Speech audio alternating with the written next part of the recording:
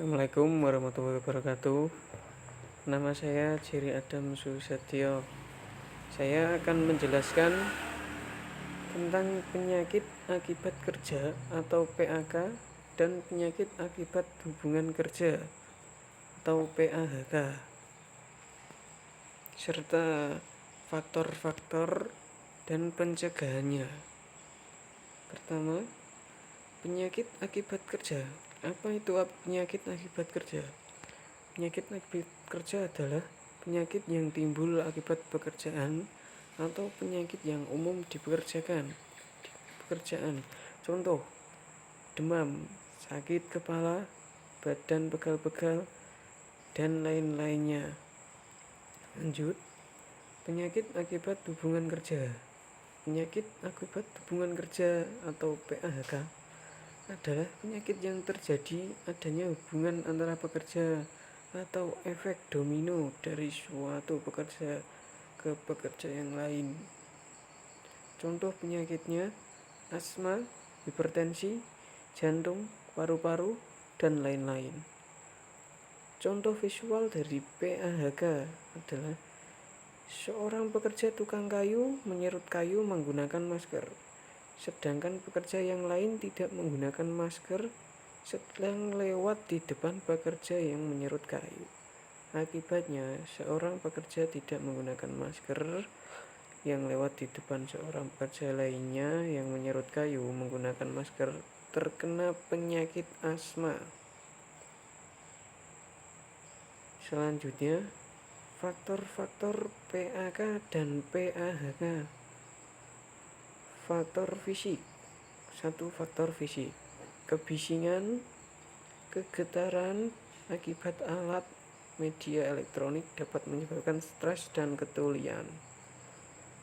Pencahayaan yang kurang di ruang kerja, laboratorium, ruang perawatan, dan kantor administrasi dapat menyebabkan gangguan penglihatan dan kecelakaan kerja.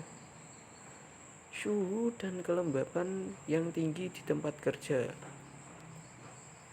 Terimbas kecelakaan atau kebakaran akibat lingkungan sekitar. Terkena radiasi. Khusus untuk radiasi, dengan berkembangnya teknologi pemeriksaan, penggunaannya meningkat sangat tajam dan jika tidak dikontrol dapat membahayakan petugas yang menanganinya. Lanjut, faktor kimia. 1. Debu yang menyebabkan pemukinosis, diantaranya silikosis, asbestosis. Itu adalah debu-debu yang bisa membuat kita menjadi sakit asma karena serangannya lewat pernapasan. 2. Uap yang diantaranya menyebabkan mental foam fever, dermatitis, itu keracunan. Uap yang menyebabkan keracunan. 3. Gas, misalnya keracunan CO dan H2S. 4. Larutan yang menyebabkan dermatitis. Larutan yang menyebabkan dermatitis itu maksudnya bisa menyebabkan luka. Larutan yang bisa menyebabkan luka. 5. Awan atau kabut, misalnya racun serangga atau biasanya disebut insektisides, racun jamur dan yang menimbulkan keracunan. 3. Dari faktor fisiologis. Faktor fisiologis. Faktor fisiologis yang disebabkan oleh kesalahan konstruksi mesin, sikap badan kurang baik, salah cara melakukan pekerjaan, dan lain-lain yang semuanya menimbulkan kelelahan fisik, bahkan lambat laun perubahan fisik tubuh pekerja. Jadi kita bekerja, faktor fisik kita semakin menurun, akibatnya kita sering sakit. 4. Faktor biologi.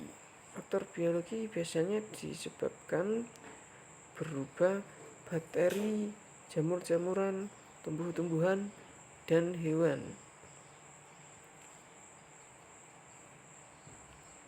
Sekarang kita beralih ke pencegahan PHK dan PHK. Pencegahan penyakit akibat kerja. Pencegahan terhadap penyakit akibat kerja atau PHK seawal mungkin adalah kebijakan paling utama.